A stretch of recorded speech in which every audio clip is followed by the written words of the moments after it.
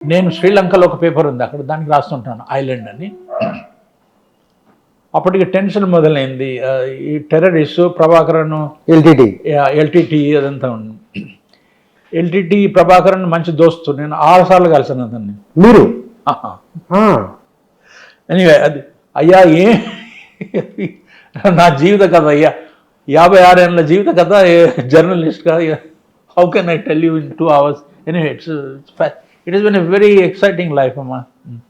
So నేను రాజీవ్ గాంధీని అక్కడ అడిగాను, శ్రీలంకలో వాళ్ళంతా భయపడుతున్నారు, ఇండియా శ్రీలంకను అటాక్ చేసి శ్రీలంకను భారతదేశంలో కలుపుకుంటారో ఏమో అని భయపడుతున్నారు, ఏమిటి అని, దాని గురించి మీ అభిప్రాయం ఏమిటి అని. సో చెప్పాడు, tell mister Jayavardhana that I have no intention of doing anything like that. And also tell him that India will be very happy to offer its good offices to settle the dispute between the government of Sri Lanka and the Tamil militants like the LTTE. This is one of the questions I asked and he gave a reply. So India offering good offices to settle the ethnic problem in Sri Lanka is a big story. నేను ఢిల్లీకి వస్తూనే అప్పుడు internet లేకుండే, ఇంట్లో telex machine ఉంటుండే, వచ్చి I typed my story, India offers Sri Lanka it's good offices to settle the dispute with the Tamil militants. That is the headline. Next day, lead story, Island front page. అప్పుడు అక్కడి journalist అంతా they went and asked the government for a reaction.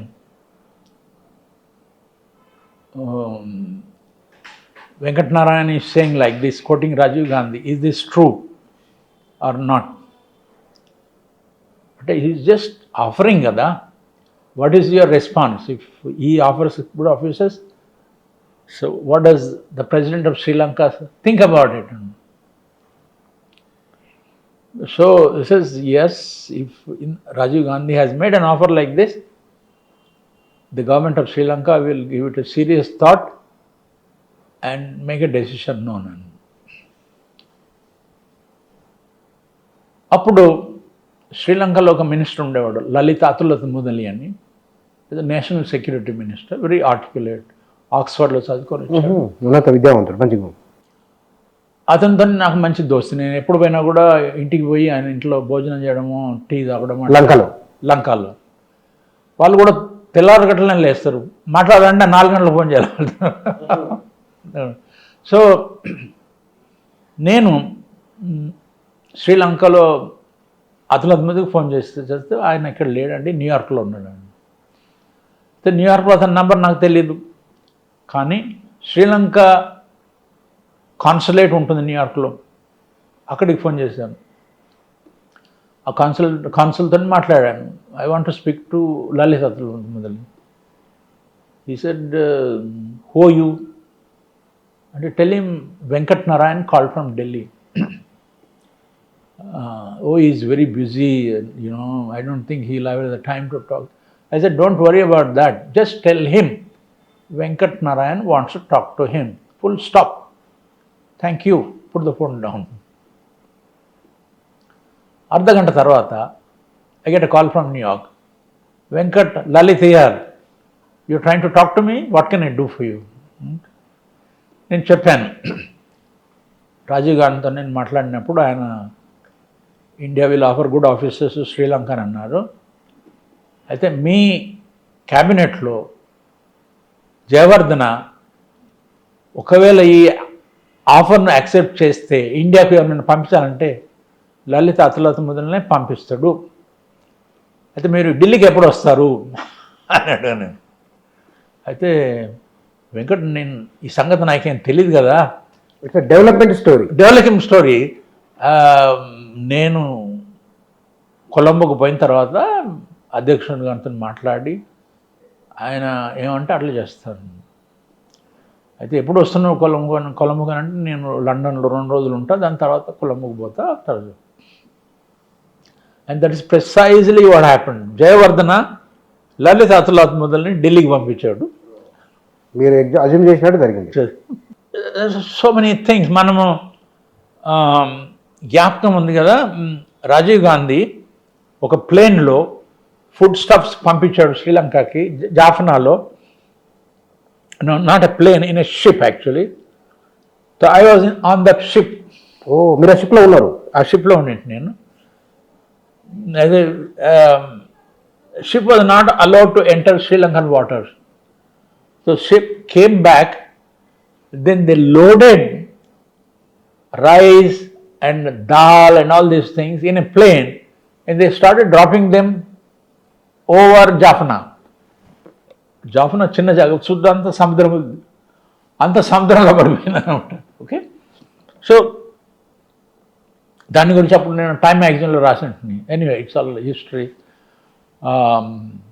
తర్వాత రాజీవ్ గాంధీ శ్రీలంకలో Indo Sri Lanka agreement sign చేసి పోయినప్పుడు నేను అతనితో పోయింది శ్రీలంకకి.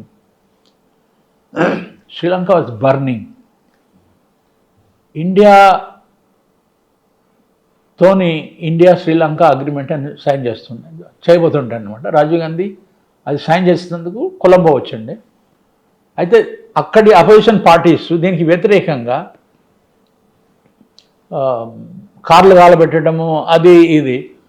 సో ఎయిర్పోర్ట్ నుంచి తాజ్ సముద్ర హోటల్, అది టాటాస్ నడిపేసి, అక్కడికి పోయే కోసము రోడ్డు మేము వాడేందుకు అవకాశం లేకుండే.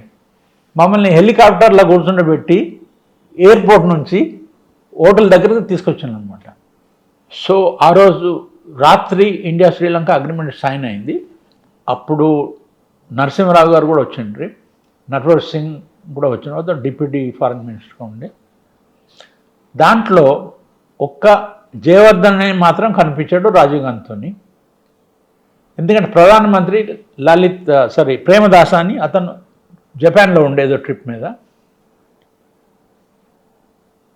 లలిత్ అతులాత్మదుల్లి కొలంబోలోనే ఉండే, కానీ మీటింగ్కి సైనింగ్ సెరమనీకి రాలేదు. అయితే నెక్స్ట్ మార్నింగ్ నేను ఫోన్ చేసి లలిత్ని అడిగాను, I didn't see you at the signing agreement. Venkat, how can I go there? And I said, what happened?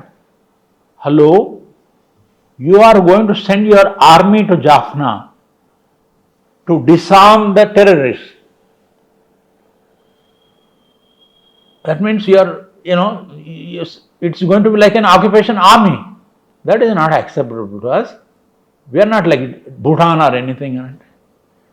Nobody knew, ఎవరికి తెలియలేదు అప్పుడు ఇండియన్ ఆర్మీ జాఫనాకి పోయి ఈ టెర్రరిస్ట్ అందరి దగ్గర నుంచి వాళ్ళ వెపన్స్ తీసుకోవడానికి ల్యాండ్ కాబోతున్నదని ఎవరికి తెలియదు. లలిత్ అతులాత్మదుల్లి నాకు చెప్పిండు. మార్నింగ్ మేము అక్కడ నుంచి fly back to in helicopters Colombo airport పోయి అక్కడ నుంచి ఢిల్లీకి వస్తున్నాను. నేను హోటల్ ముందటిన ఒకటి గాల్ఫేజ్ గ్రీన్ పెద్ద ఏరియా ఉంటుంది అనమాట, అక్కడ హెలికాప్టర్స్ ఉంటాయి. నేను హోటల్ నుంచి వచ్చి కూర్చున్నా అక్కడ. అప్పుడు దేంట్లో పని చేస్తున్నారు ఫ్రీలాన్సరా అప్పటికి? 1984, yes, I left India today on the 31st of October. This was 87 ఇది. This event happened in 87. I was a freelancer. So నేను ప్లేన్లో వెయిట్ చేస్తున్నాను, పక్కన ఒక పీటీఐ కరెస్పాండెంట్ ఉండే. నేను చెప్పాను, I said, do you know the Indian army has landed in Jaffna? They said, what? Indian army has landed in Jaffna. అప్పుడు నోరు మూసుకొని ఏమీ అనలేదు, కూర్చుని. అయితే మేము 7-8 గంటలకు పోవాల్సి ఉండేది. అయితే వాళ్ళు గార్డ్ ఆఫ్ ఆనర్ ఇస్తారు డిపార్టింగ్ లీడర్కి. రాష్ట్రపతి భవన్ అక్కడి ప్రెసిడెంట్ ఆఫీస్లో గార్డ్ ఆఫ్ ఆనర్ చేసి అక్కడ నుంచి రాజీవ్ గాంధీ హెలికాప్టర్ ఎయిర్పోర్ట్ పోవాలి. అయితే ఇంకా రావట్లేదు, ఇంకా ఏమైంది అని అంటే అంతలో కూడా ఒక ప్రేమ్ ప్రకాష్ అని, అది ఈ రన్స్ టీవీ న్యూస్ సర్వీస్ అనమాట. అతను పరిగెత్తుకుని వచ్చాడు. I said, what happened? Why are you so late? He said, I say, Venkat, you know, they tried to kill Rajiv Gandhi. I said, what? One soldier tried to hit Rajiv Gandhi on his head. ఆ video YouTube లో ఉంది ఇప్పటికి. Yes, ఒకతను వచ్చి తుపాకీతో కొట్టడానికి వస్తే రాజు తప్పించుకుంటాడు. yes, yeah. So I said, hello? That is a great story, more important than the agreement, you know. I want details. I said, I don't know anything. All that I was filming, and, you know, Rajiv Gandhi, you know, saved because he avoided this thing. So, this happened at the end of the Guard of Honor. Jayawardena was there and he did not see what was happening here. When the attack happened, Jayawardena did not know that this has happened. అర్థమైందా? So మేము హెలికాప్టర్లో కూర్చొని we landed at the airport. Then we got into Air India plane, chartered plane నుండి.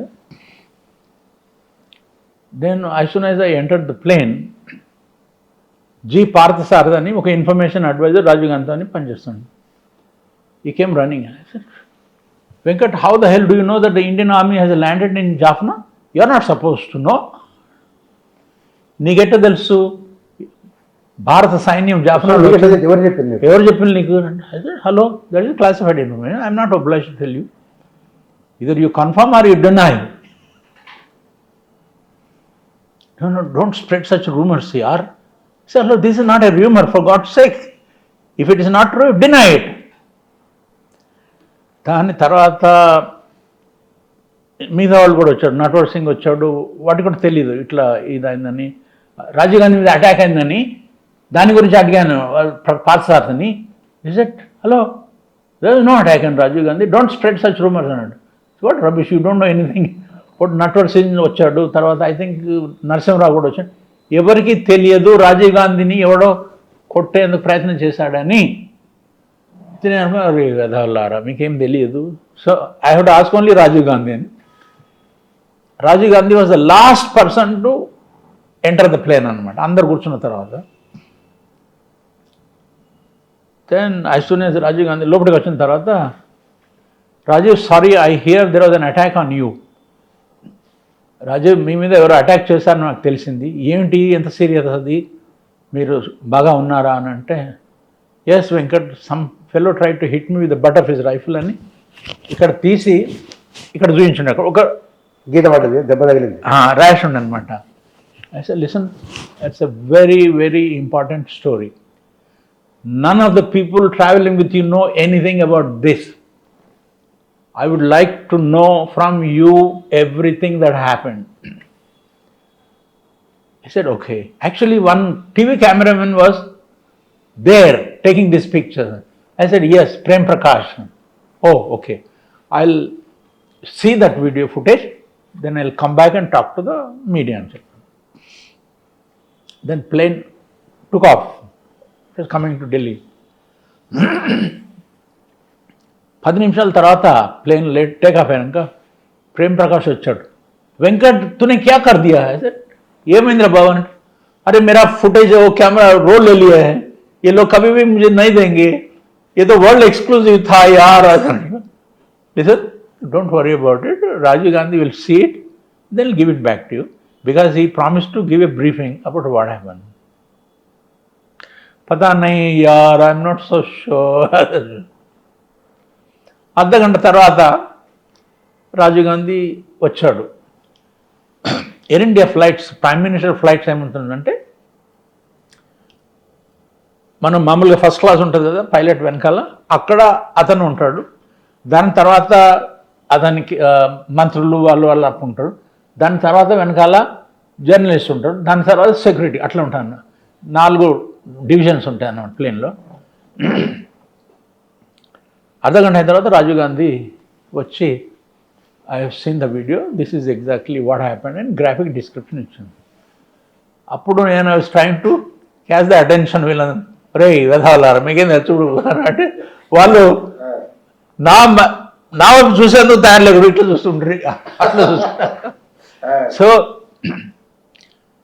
నేను రాజీవ్ గాంధీని అడిగాను, I believe hour army has landed in Jaffna and the Sri Lankans are very upset that India has sent an army.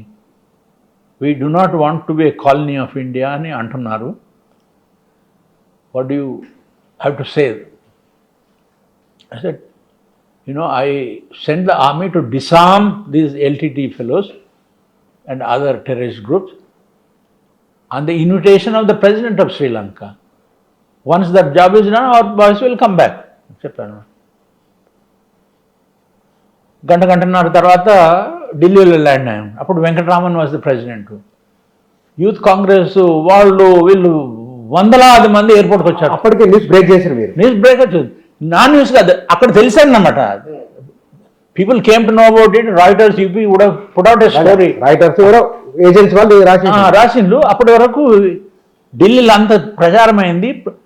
రాష్ట్రపతి సొంతంగా వచ్చిండు, రాజీవ్ గాంధీ క్షేమంగా వచ్చాడని receive చేసుకునే కోసం ఢిల్లీ ఎయిర్పోర్ట్లో వందలాది మంది యూత్ కాంగ్రెస్ వాళ్ళు, రాజీవ్ గాంధీ జిందాబాదు అది ఇది అనమాట. సో అలాంటి అనుభవాలు ఎన్నో ఉన్నాయండి. ఎంతోమంది అంటున్నారు మీరు మీ జీవిత చరిత్ర రాయండి, అది నాకు సమయం లేదు. ప్రభాకరన్ గురించి చెప్పండి. ఎందుకు అతను అంత హింస చేయాల్సి వచ్చింది? మనస్తత్వం ఏమిటి? మీకు పరిచయం ఉందన్నారు కదా. అతను ఒక ఫిషర్మెన్ కమ్యూనిటీ ఫ్యామిలీ అనమాట. వాళ్ళ అన్న ఫిషర్, చేపలు పట్టే పని అనమాట. ఇతను స్కూల్లో చదువుకునేటప్పుడు అక్కడ ఏమైందంటే శ్రీలంకలో లిటరసీ రేటు 90% కంటే ఎక్కువ ఉంది. కానీ సింగళ భాష చెప్పే బుద్ధిస్టు వాళ్ళు సింగళ భాషనే లిటరేట్ అనమాట. తమిళ్స్ ఏమో తమిళ్ భాషనే అదనమాట. ఇంగ్లీషు సింగళ వాళ్ళు అంత రాదు, కానీ తమిళ్స్ నేర్చుకున్నారు ఇంగ్లీషు. కాబట్టి all top jobs in the government went to the Tamils. So Buddhist Sinhalese అంటున్నారు, అరే మెజారిటీ మాది, మైనారిటీ వీళ్ళది, అన్ని ఉద్యోగాలు వాళ్ళకి ఎందుకు పోతున్నాయి, మాకెందుకు మీకు రావట్లేదు ఎందుకంటే మీకు ఇంగ్లీష్ రాదు. ఓకే, సో అక్కడి ప్రభుత్వం ఒక లా చేసింది. ప్రభుత్వ ఉద్యోగాలు జనాభా ప్రపోర్షన్ ప్రకారంగా ఇవ్వగలవు. ఇప్పుడు తమిళ్స్, ముస్లిమ్స్ కూడా అక్కడ తమిళే మాట్లాడతారు. అక్కడ Hindus, Christians and Muslims together about 20-25% ఉంటుందన్నమాట. అయితే ప్రభుత్వ ఉద్యోగాలు మాత్రం కూడాను అంతనే వాళ్ళకు పోతాయి, మిగతా మెజారిటీ ఉద్యోగాలన్నీ వీళ్ళకి పోతాయి, సింగలీస్కు అని బుద్ధిస్ట్కి అని. దాని వలన అక్కడ గొడవ మొదలైంది 1950s, mid-50s. అప్పటి నుంచి ఈ పాలసీ ఎప్పుడైతే ఇంప్లిమెంట్ అయిందో అక్కడి నుంచి ఇంగ్లీష్ భాష నేర్చుకున్న వాళ్ళు విదేశాలకు మైగ్రేట్ కావడం మొదలైంది. తమిళ్స్ ఓకే, లంక నుంచి. సో చాలామంది కెనడా, ఎక్కడెక్కడైతే ఇంగ్లీష్ మాట్లాడుతారో, ఇంగ్లాండ్, యునైటెడ్ స్టేట్స్, ఆస్ట్రేలియా అంటున్నమాట. అది కారణం. అయితే వీడు ఏం చేసిండు, అప్పుడు ప్రభాకరన్ 14 ఏళ్ళ వయసు ఉన్నప్పుడు ఆల్ఫ్రెడ్ దురయప్పన్ అని ఒక Buddhist married to Tamil lady. Nallur అని ఒక ఊరు ఉంది అక్కడ టెంపుల్కి పోయి పూజ చేసేందుకు అతను పోయితే ప్రభాకరన్ పోయి అతన్ని పాయింట్ బ్లాంక్ షూట్ చేసి చంపేశాడు. అయ్యో, తమిళ అమ్మాయినే చేసుకున్నాడుగా. అయినా కూడాను అటు ఇది సింబల్ ఆఫ్ సింగళ చావనిజం కదా, బుద్ధిస్టుల డామినెన్స్ అని వాడు చూశాడనమాట. వీడిని చంపేస్తే వాళ్ళు బెదిరిపోయి మన ఉద్యోగాలు మళ్ళీ ఇస్తారేమో, ఏమో వాడి that is how the LTT started అనమాట. ఓకే, సో నేను ఇందిరాగాంధీ ప్రధానమంత్రిగా ఉన్నప్పుడు ఆవిడకి ఇన్ఫర్మేషన్ అడ్వైజర్ అని ఒక థింక్ ట్యాంక్ ఉన్నాడు. దాంట్లో ఒక ఆయన పార్థసారథి అని ఒక సీనియర్ ఆయన ఉండే. అతను తమిళ్, హిందూలో ఉండే. అతను మొదలు హిందూ న్యూస్ పేపర్లో లండన్ కూడా కొన్ని రోజులు పనిచేశాడు. రిటైర్ అయిపోయిన తర్వాత ఇందిరాగాంధీ సలహాదారులలో అతను ఒక టాప్ మనిషి అనమాట. ఇది ప్రభాకరన్ అతన్ని కలిసేందుకు వస్తుండే ఢిల్లీకి. ఎల్టీటీ ప్రభాకరన్ తమిళ్ కాబట్టి అండ్ వాడికి ఇంగ్లీష్ రాదు పాపం, ప్రభాకరన్ రాదు. సో అతన్ని తాత అని పిలుస్తుండ్రి. తమిళంలో కూడా తాత అంటే తాతనే. సో తాత అని అంటే అక్కడ పార్థసారథి ఆఫీస్లో అతను అసిస్టెంట్ పిఏ ఉండే. అతని దానికి నాకు మంచి పరిచయం ఉండే. అతను వీళ్ళు వస్తే వెంటనే నాకు ఫోన్ చేస్తుండే, సార్ వాళ్ళు వచ్చిండ్రు, ఆ తమిళ్ బాయ్స్ వచ్చారు అని. నేను పరిగెత్తుకుని పోతుంటే కూర్చుంటే వాళ్ళతో కూర్చొని ఛాయ్ తాగడం అది ఇది యూనో అట్లా. దట్ ఈస్ హౌ మొదటిసారి పరిచయం అయిందనమాట ప్రభాకరన్తో. తర్వాత ఏమయ్యా మరి నువ్వు ఈలం అని ఒక కొత్త కంట్రీని ఎస్టాబ్లిష్ చేయాలని ఇది చేస్తున్నావు, ఉన్నదే చిన్న రాష్ట్రం ఇది, అక్కడ ఉప్పును మిరపకాయలు తప్పించి ఇంకేం జరగదు, ఎట్లా బతారు మరి, ఎట్లా how will it base you know self financing state అది ఇది అని. అయితే శ్రీలంక ప్రభుత్వం ఏం చేస్తే మీరు ఈలం గురించి ఏదంతా యాజిటేట్ చేస్తున్నా అది ఆపేస్తారు అంటే అతను అన్నాడు, అది నా అల్టిమేట్ డ్రీమ్, తమిళ వాళ్ళకు ఒక సొంత వేరే దేశం ఉండాలని అది నా కోరిక, నా కళ. అయితే ఈ శ్రీలంకలో ఉన్న బుద్ధిస్ట్ వాళ్ళది ప్రభుత్వం నన్ను మనాయించే కోసం వాళ్ళు ఏం చేస్తారు, ఇట్స్ అప్ టు దెమ్. వాళ్ళు మా కోసం ఏమేం చేస్తారు, అది నాకు నచ్చితే నేను ఈలం గురించి ఈ యాజిటేషన్ ఆపేస్తాను. సో ఒక స్టోరీ రాశాను ఐలాండ్ శ్రీలంకలో, again front page top story అనమాట. అట్లా ప్రభాకరన్ను ఏమేమి చెప్పదలుచుకున్నాడు శ్రీలంక ప్రభుత్వానికి అన్ని రాసింది మీరు, అది నా ద్వారా పోతుండే అనమాట. వాళ్ళ కాంటాక్ట్ లేకుండా కదా, శ్రీలంక గవర్నమెంట్ లేకుండా. ఢిల్లీకి వచ్చినప్పుడల్లా అయితే వాడు సిగరెట్ తాగడు, మందు తాగడు, ఇలాంటి అలవాట్లు ఏమి లేవు ప్రభాకరన్. ఓకే, ఒకసారి వాళ్ళు ఎయిర్పోర్ట్కి పోయే ముందట నాకు కలిసి నేను పోయింటిని, అంబాసిడర్ రోడ్ ఉండే అక్కడ. అయితే నాతో రండి మనం కార్లోనే మాట్లాడుకుందామని కార్లో కబుర్లు చెప్పుకుంటూ పోయేవాడు అనమాట. ఎయిర్పోర్ట్లో పోతే చంద్రికా కుమారత్తుంగ ఆమె మొగడు ఇద్దరు ఢిల్లీకి వచ్చారు ఎవరిని కలిసే కోసము.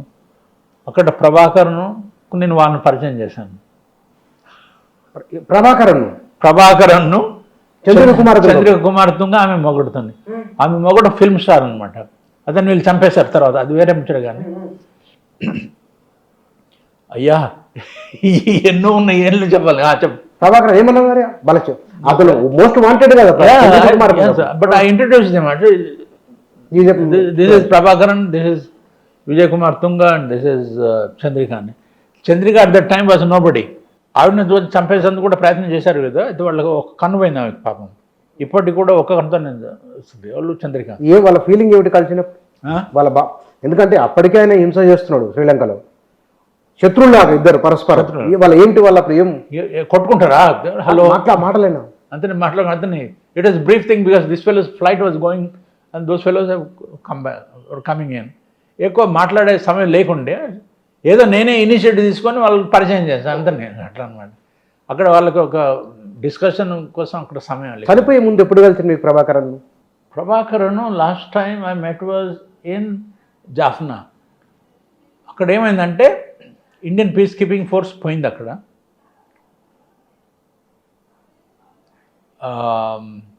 ఒక డిసార్మింగ్ అంటే వీళ్ళ ఆయుధాలను సరెండర్ చేయాలనేది మీటింగ్ చేసినప్పుడు ప్రభాకరన్ వచ్చిండి అక్కడికి, మిగతా వాళ్ళు కూడా వచ్చింది. అయితే ఇంకా ఎల్టీటీ మెయిన్ రెబెల్ గ్రూప్, మిగతా కూడా చిన్న చిన్న గ్రూప్స్ ఉన్నాయి, వాళ్ళందరూ ఆర్మ్స్ ఇచ్చేశారు, వీడు మాత్రమే ఇయ్యలేదన్నమాట. అప్పుడు జేఎన్ దీక్షిత్ మన హైకమిషనర్ ఉండే అక్కడ.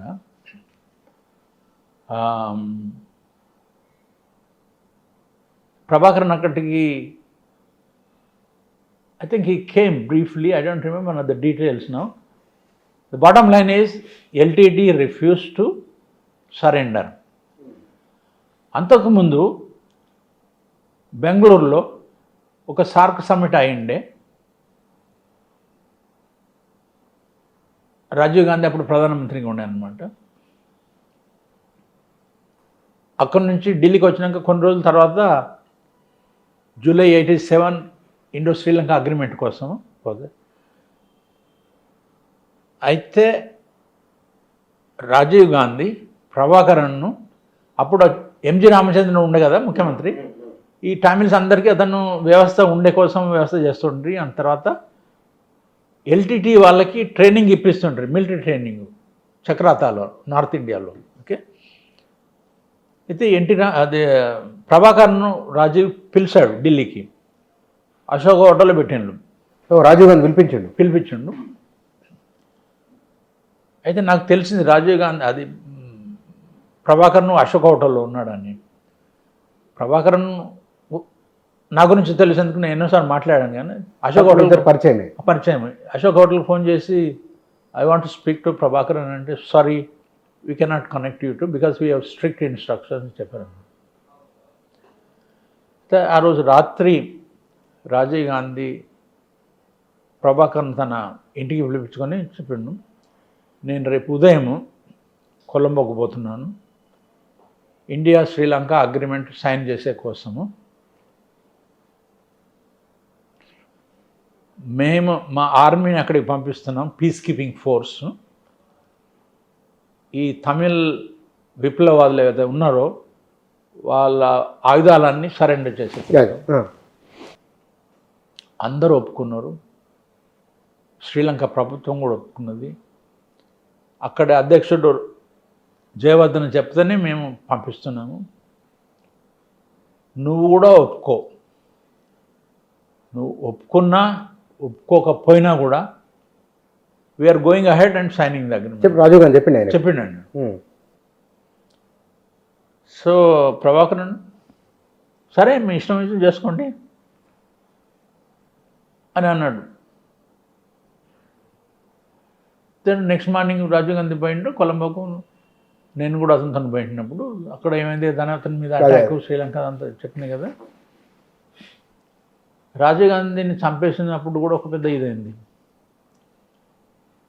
ఆ రోజు పొద్దున ఓట్ వేసే కోసం రాజీవ్ తన భార్య రాహుల్ కూడా ఉండేనో అప్పుడు జ్ఞాపకం లేదు, ఓటింగ్కి వచ్చండి అక్కడ ఢిల్లీలో. నేను కూడా పోయింటిని యాజ్ ఎ జర్నలిస్ట్. ఒక British television, independent television news అని ఒకటి ఉంది లండన్లో, దాంతో నేను పనిచేస్తుంటున్నాను. అప్పుడు పోయే ముందు